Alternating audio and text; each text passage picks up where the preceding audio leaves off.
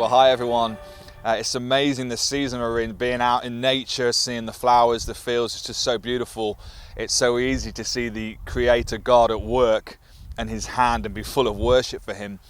But I find it really interesting. Isaiah 40 says, men are like grass and their glory is like the flowers in the field.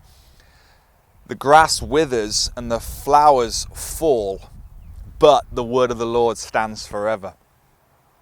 What it's saying there is our greatest accomplishments, the things that we may be kind of naturally most proud of, at the end of the day, it's just going to wither up like the grass. But the word of the Lord stands forever. We're part of a bigger story that goes beyond this life into eternity. We're more than just flesh and blood. We're spiritual beings. And I love that because there's such a hope that comes with that.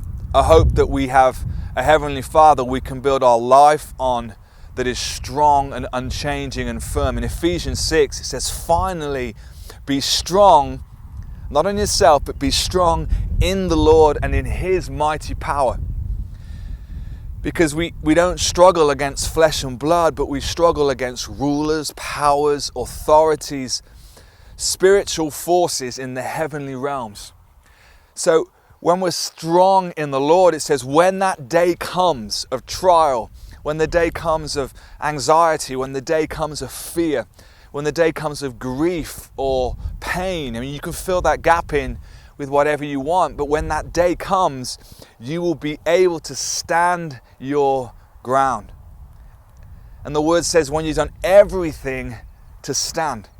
So stand firm then with the belt of truth wrapped around your life. What an incredible promise that when we build our lives on Him, we're able to stand our ground, to stand in Him because we're fully surrounded by His truth. That's the truth of His faithfulness, His goodness, His forgiveness, His strength, His life. And we build our lives on that.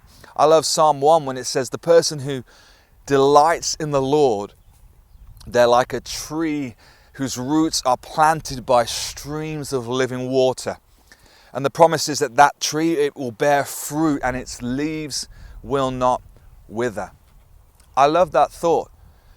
That normally when things come that would cause us to wither, doubt, disillusionment, pain, whatever the season, when our roots are planted in Him, into the Spirit of God, our leaves never wither.